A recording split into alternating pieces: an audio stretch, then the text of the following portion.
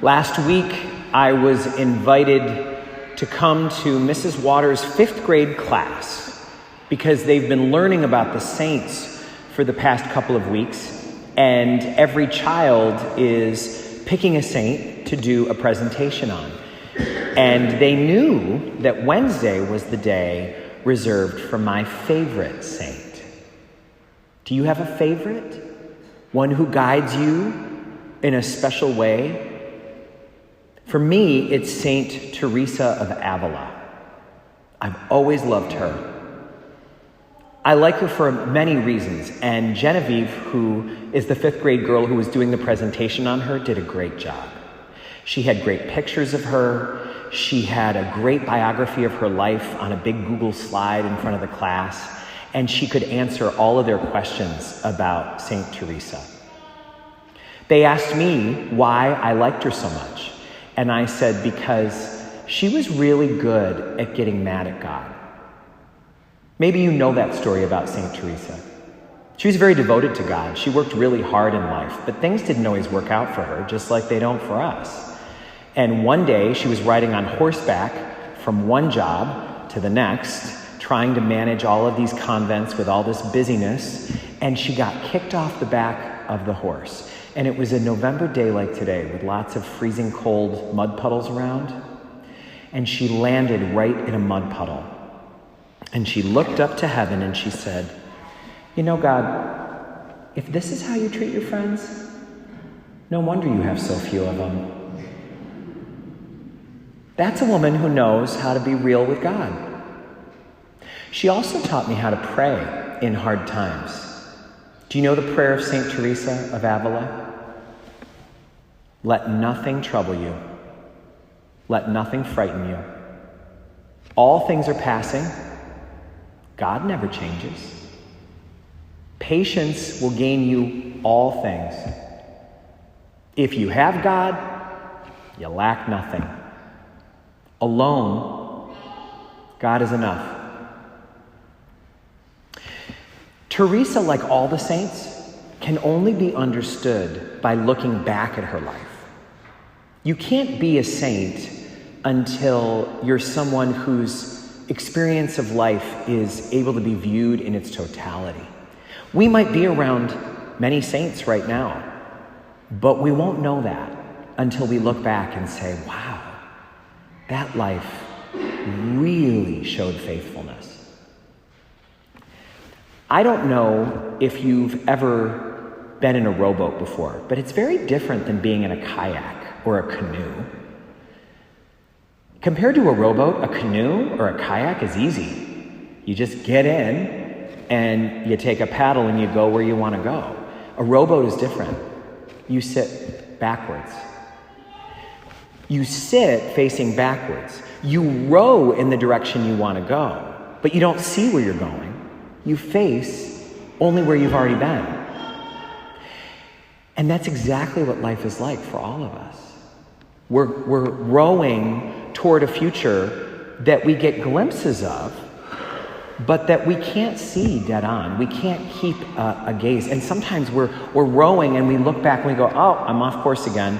And we have to use the right paddle or the left paddle a little bit. The oar is locked in place, but we can use it to get toward the direction that we want to go. And that's what the saints teach us. That we're not aiming toward the goal of the moment. We're aiming towards something much bigger picture for all of us.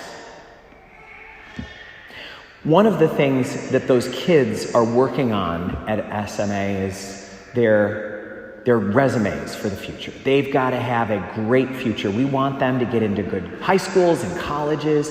We want them to be able to get whatever job they want, and we want them to be big donors for their alma mater. But that's not the most important thing we're doing. We are helping them work on their resume, but that's not our biggest goal. Our biggest goal is maybe a little more shocking. We want them to join all of us in working on our obituaries. That's the document that means a lot more than our resume, you know. Our obituary. When we're able to look back over our whole life and see the kind of effect it had on others and the world. If we weren't Catholic, I bet people would have thought this was so strange when I went to those kids and I said, "Take a look at this, everybody. What do you think this is?" And they looked, and at first they thought it was the wax seal on the back that was the most important thing. But then, you should have seen how excited they were when I told them, this is a little bit of St. Teresa of Avila. A friend gave me a first-class relic of her. You think they would have said, ew. But they didn't. They said, oh my gosh, let me see. They wanted to be near it. Which is why we have a reliquary here of all of these pieces of the human vessels that are people who live now with God in heaven. They all wanted to be near it because her life makes so much sense now from the other shore. She's already rowed all the way to heaven, and now we can see the full picture of, despite how many mud puddles she found herself thrown in over the years, her life was a beautiful symphony that was given to us all. Because sainthood can only be declared after life is complete, it's not too late for any of us. That's what sainthood means. It's only declared at the end. So as long as you're drawing breath, you can work on your sainthood. That's what we're all looking at. And it would be beautiful for us to consider, someday I will be someone's ancestor. Someday I will be in a photograph next to a candle that means the world to someone. What feeling do I want them to have in their heart when they remember me? When they summon me to their side, when they need to do something courageous, how do I want them to feel?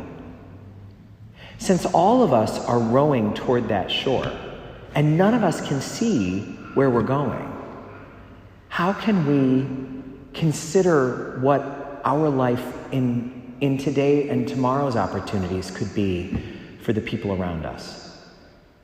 Because life is not about our resume.